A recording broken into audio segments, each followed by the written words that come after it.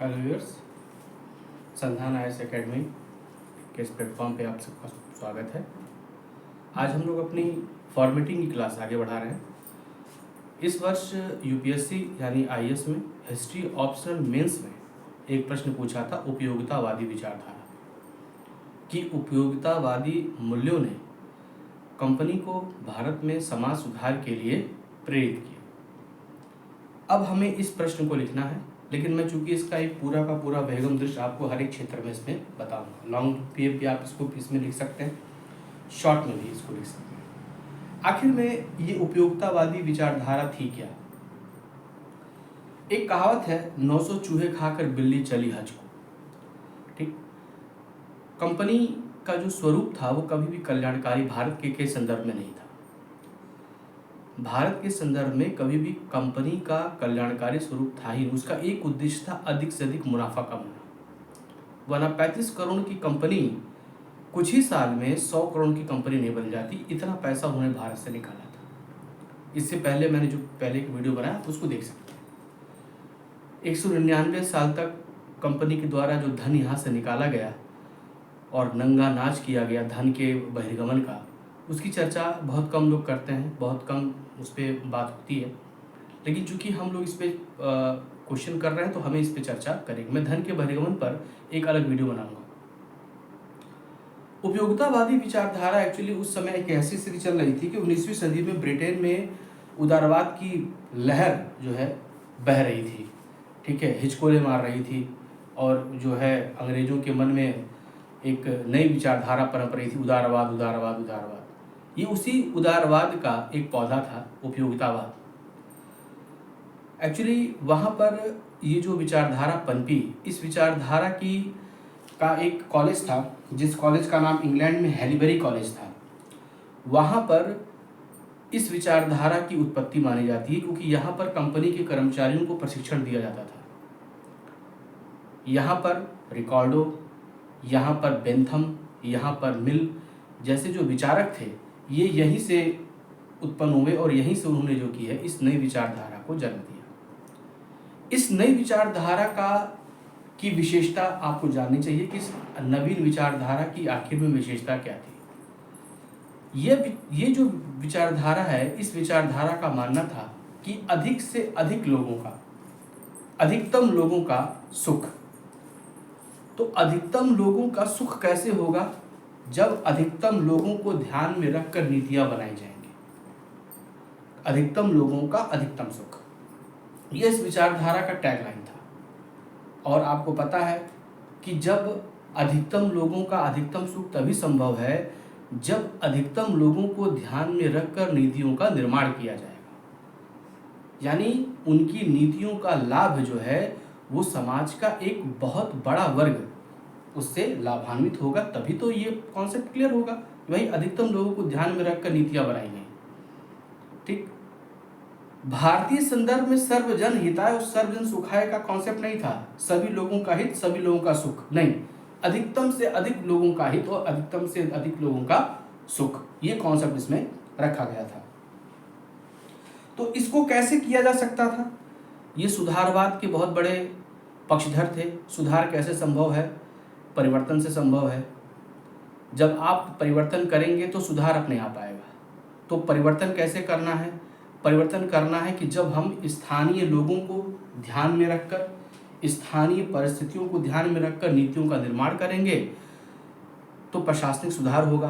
प्रशासनिक सुधार से जो नई नीतियां बनेंगी, उस नई नीतियों से, क्योंकि नई नीतियों में लोगों के आकांक्षाओं और उनकी इच्छाओं का उनको ध्यान में रखा जाएगा, तो इससे जो कि है एक बड़ा वर्ग जो कि है लाभान्वित। इसको हम कई फेज में देख सकते हैं, कई क्षेत्रों में देख सकते हैं। सबसे पहले मैं आपको इसके आर्थिक क्षेत्र के बारे में बताऊंगा।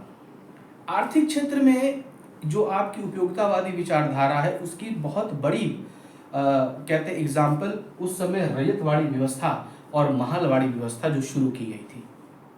एक्चुअली उससे पहले भारत में जमींदारी व्यवस्था थी।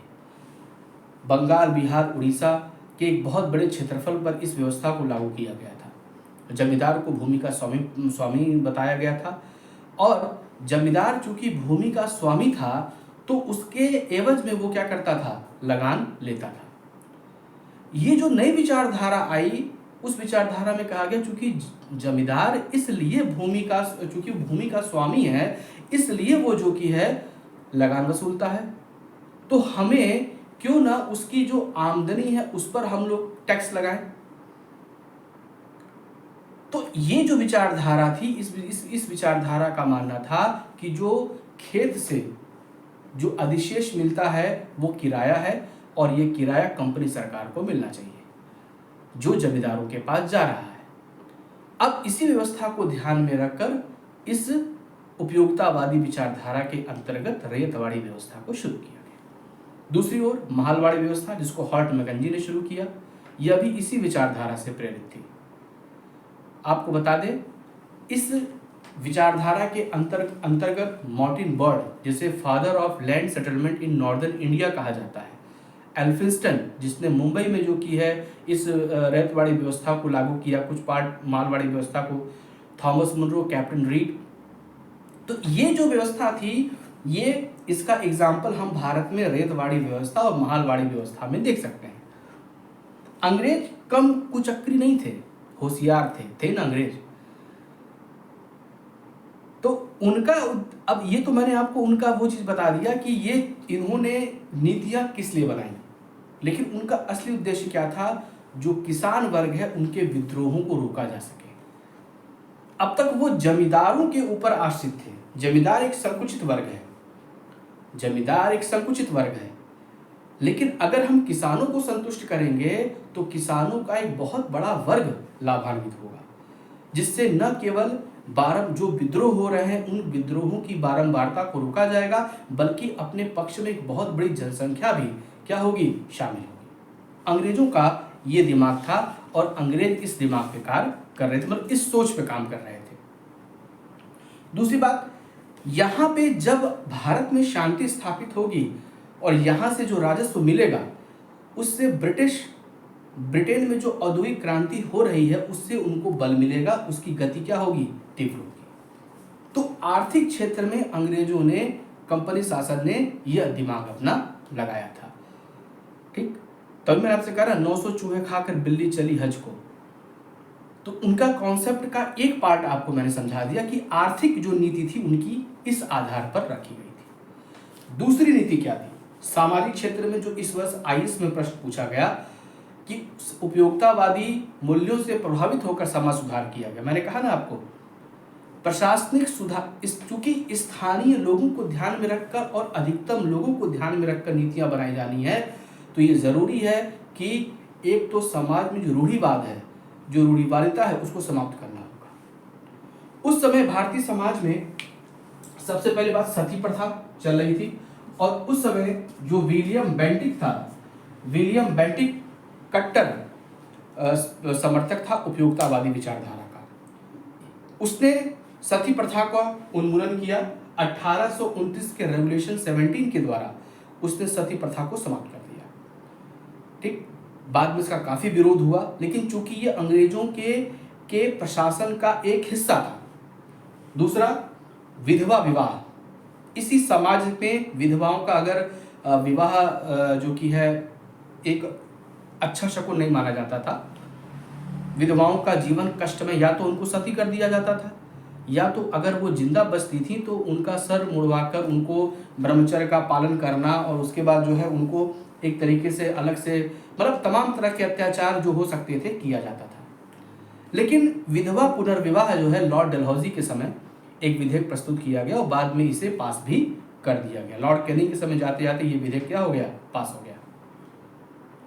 ये भी एक बहुत बड़ा फैसला था जो कंपनी सरकार के द्वारा लिया गया था। दूसरी बात थी बाल हत्या, जो खासकर शिशु हत्या, खासकर जो लड़कियों की हत्या थी, वह क्योंकि लड़कों, खासकर ये जो शिशुओं की हत्या थी, इसमें लड़कियों की हत्या विशेषकर राजपूताना क्षेत्र में होती थी, क्योंकि लड़कियों के होने का मतलब ये था कि दहेज वाली व्यवस्था उनको समझनी पड़ती थी, और काफ़ी उनको समस्याएं होती थी। हरियाणा, पंजाब, राजपूताना, पश्चिमी उत्तर प्रदेश, ये जो सेक्शन एरिया है जहाँ पर आज भी व्यवस्था है, वहाँ पर ये उसको लड़कियों को के जीवन का अंत कर दिया जाता था। बाद में 1795 में एक रेगुलेशन के तहत जो कि है इसको एक हत्या करार दिया गया। ये भी इसी व्यवस्था के से संचालित थी। दास प्रथा को समाप्त किया गया 1833 में। जो 1833 का चार्टर एक्ट था उसके अंतर्गत दास प्रथा को समाप्त, बिल्कुल अवैध घोषित कर दिया गया। साथ ही साथ ठगी प्रथा का अंत किया गया, जो उस समय की सबसे बड़ी खतरनाक प्रथा थी। ठगी प्रथा को कर्नल स्लीमन के द्वारा समाप्त किया गया। और ये जो प्रथा थी इसमें होता क्या था कि एक पूरा का पूरा झुंड, अगर कोई व्यापारी या सार्थवा या व्यापारिक काफिला चलता था तो उसमें ठग जो होते थे वो घुस जाते थे और बाद में या तो उनको नशे का कुछ खिला के या तो बाद में उनको गुमराह करके गले से रुमाल से उनका गला घोटते थे। तो पूरा अच्छा खासा डकैती और लुटेरा मतलब होती थी, लूट इसमें होती थी। तो ये जो कर्नल स्लीमन ने क्या किया, इस प्रथा को मतलब इस व्यवस्था को अच्छे से देखा समझा और इस ठगी प्रथा का अंत किया। ये भी इसी उपयोगितावादी विचारधारा के अंतर्गत आता है। अब सबसे महत्वपूर्ण बात थी कि चूंकि समाज में सबको समान रूप से देखना है, समाज में सबको समान रूप की व्यवस्था देनी है, तो जरूरी था कि एक समान व्यवस्था लागू हो, एक समान कानून लागू हो। तो कंपनी ने क्या किया, एक समान व्यवस्था लागू हो तो इसके लिए उन्होंने विधि आयोग नियुक्त किया और विधि आयोग के अंतर्गत लॉर्ड मैकाले को जो लॉ मेंबर बनाया गया, उसमें एक समान कानून व्यवस्था को लागू करने की बात कही गई और ये कानून निश्चित रूप से बनाया गया। दूसरी बात, स्थानीय भाषा में फारसी भाषा का प्रयोग किया गया। साथ ही साथ आपको बता दें कि न्यायालयों का विकेंद्रीकरण किया गया ताकि लोगों को दूर जाकर, कोलकाता जाकर जो कि है वो अपील न करनी पड़े। उसके लिए स्थानीय अदालतों की भी स्थापना विलियम बेंटिक के द्वारा की गई थी। अब इस व्यवस्था के बाद आपको बता दें, समाज में एक बहुत बड़ा वर्ग अंग्रेजों का कुछ पक्षधर हो गए और कुछ उनके एंटी हो गए, जिसको हम 1857 के विद्रोह में देख सकते हैं। अब प्रशासनिक सुधार में क्या किया गया, लॉर्ड डलहौजी को भारत में प्रशासनिक सुधारों का बहुत बड़ा प्रणेता कहा जाता है। उसने अपने समय सबसे पहले रेलवे की व्यवस्था शुरू की। रेलवे में भारत में जो कि है ठाणे से मुंबई जो कि है रेलवे ट्रेन सबसे पहले चली। इसके पश्चात जो कि है सड़क की व्यवस्था उन्होंने की। शिक्षा 1854 का आपको बता दें, शिक्षा का जो व्यवस्था उन्होंने जो देखी, जिसके तहत आपको बता दें हमारा वुड डिस्पैच। लेकिन उसके पहले विलियम बेंटिक ने भारत में शिक्षा का माध्यम जो कि है अंग्रेजी बना दिया था 1835 में। यानी नई शिक्षा नीति को ला दिया गया, अंग्रेजी को व्यवस्था की गई। मैकाले ने कहा कि भारत में जो कि है भारत और संपूर्ण एशिया का जो साहित्य है वो यूरोप की एक अलमारी का एक शेल्फ के बराबर है। तो ये जो उनकी विचारधारा थी, इस विचारधारा हालांकि भारतीय संदर्भ में अगर देखा जाए तो उसे बेवकूफ़ी कहेंगे, लेकिन अंग्रेजों के मन में जो आया उन्होंने बका और बोला। यहाँ की व्यवस्था ये थी कि उन्होंने प्रशासनिक सुधार जो अगला पॉइंट था उसके अंतर्गत ये सारी चीजें आएंगी, रेलवे, डाक तार, सड़क व्यवस्था और शिक्षा व्यवस्था। अंग्रेजों ने अपनी उपयोगितावादी विचारधारा को न केवल आर्थिक क्षेत्र में लागू किया बल्कि उन्होंने उसको सामाजिक क्षेत्र में भी लागू किया और प्रशासनिक क्षेत्र में भी लागू किया। अब प्रश्न है कि आखिर में उपयोगितावादी विचारधारा भारत में लागू क्यों की गई। मैंने अभी आपको बताया कि आर्थिक क्षेत्र में उसको इसलिए लागू किया गया ताकि किसानों का समर्थन मिले। इससे पहले जमींदारों का समर्थन प्राप्त होता था, अब किसानों का एक बहुत बड़े वर्ग का समर्थन उनको प्राप्त हो, विद्रोह को रोका जा सके, विद्रोहों की बारंबारता को खत्म किया जाए। और तीसरा, भारत में जो ब्रिटिश इंग्लैंड में जो औद्योगिक क्रांति चल रही है उस औद्योगिक क्रांति को गति प्रदान की जाए। सामाजिक क्षेत्र में क्यों किया गया, आपको बता दें, बकरा अगर आपको दुबला पतला मिलेगा तो खाने मजा नहीं आता है, चाहे वो मुर्गी हो, मुर्गा हो, जो भी जैसा हो। अंग्रेजों को बात पता थी कि जब तक हम भारत में कोई प्रशासनिक सुधार नहीं करेंगे, जब तक हम बकरे को मोटा नहीं करेंगे, तब तक उसको हलाल करने में मज़ा नहीं आएगा। तो इसलिए उन्होंने भारत में आंशिक प्रशासनिक सुधार लागू किया। ये सुधार ये थे जिनका मेन उद्देश्य था कि भारत में जो रूढ़िवादी जनता है उस रूढ़िवादी जनता को शिक्षित किया जाए। जब वो शिक्षित होगा तभी हमारे ब्रिटिश माल को क्या करेगा, उसकी खपत होगी, उसकी खपत होगी। और दूसरी बात, हमने एक कॉन्सेप्ट रखा है a white man burden. Rudyard Kipling का जो एक कॉन्सेप्ट है व्हाइट मैन बर्डन, कि हम आपको सब बनाने आए हैं, ये कॉन्सेप्ट भी हमारा सही हो जाएगा। तो अंग्रेजों ने अपने इस विचारधारा से सामाजिक क्षेत्र में यह जताने का प्रयास किया कि हम आपको प्रशासनिक सुविधा देकर भारत में आपके लिए काम कर रहे हैं, आपकी सेवा कर रहे हैं, लेकिन उसके पीछे उनका असली मकसद था अपना उल्लू सीधा करना, अपनी व्यवस्था को देखना। उनकी व्यवस्था क्या थी? उनकी व्यवस्था थी भारत से अधिक धन का निर्गमन करना, भारत से जो धन निकालना और ब्रिटेन में जो औद्योगिक क्रांति हो रही है उस औद्योगिक क्रांति को गति प्रदान करना। ठीक, तो ये उनका एक उपयोगितावादी विचारधारा का औचित्य था। और इसका प्रभाव क्या हुआ? इसका प्रभाव उल्टा ही हुआ। 1857 का जब विद्रोह हुआ तो इस 1857 के विद्रोह का एक बहुत बड़ा कारण अंग्रेजों के द्वारा भारतीय सामाजिक सांस्कृतिक क्षेत्र में जो हस्तक्षेप किया गया था वो भी था। अंग्रेजों ने इसके बाद से भारत में सामाजिक और आर्थिक किसी भी तरह का कोई हस्तक्षेप नहीं किया। बोला जान लो भैया जैसे है वैसे रहना, इसके जिनके जीवन में किसी भी प्रकार का कोई हस्तक्षेप नहीं करना। तो ये एक छोटी सी मैंने आपको क्वेश्चन बताया कि उपयोगितावादी विचारधारा को आपको कैसे लिखना है। आप एग्जाम में पूछा तो सामाजिक क्षेत्र में है, लेकिन आप इसमें कुछ चीज़ों को और भी बढ़ा सकते हैं कि आर्थिक क्षेत्र में भी उन्होंने ये किया और प्रशासनिक क्षेत्र में भी ऐसा किया। उसका उद्देश्य मैंने आपको बताया, बिना भारत को आंशिक रूप से आधुनिक किए वो भारत का अच्छे से भारत से धन का बहिर्गमन नहीं कर सकते थे। साथ ही साथ ब्रिटिश माल तभी भारत में खपत होगा जब यहाँ के लोग थोड़े से आधुनिक हो जाएंगे। अंग्रेजी शिक्षा जो यहाँ पर शुरू की गई थी उसका एक मेन उद्देश्य था ताकि मध्यम वर्ग जो है, भारत में जो मध्यम वर्ग पैदा होगा उसको जो हम अंग्रेजी शिक्षा देंगे उससे एक ऐसा वर्ग पैदा होगा जिसका दिमाग पश्चिम क्षेत्र में होगा, पश्चिमी वस्तुओं पे होगा। वो भारत में ब्रिटेन की जो बनाई गई वस्तु हैं उनको खपत करेगा। और साथ ही साथ ब्रिटिश शासन का भारत में सही औचित्य है, बिल्कुल सही है ब्रिटिश शासन भारत में, यह भी लोगों में बताए। यही उपयोगितावादी विचार।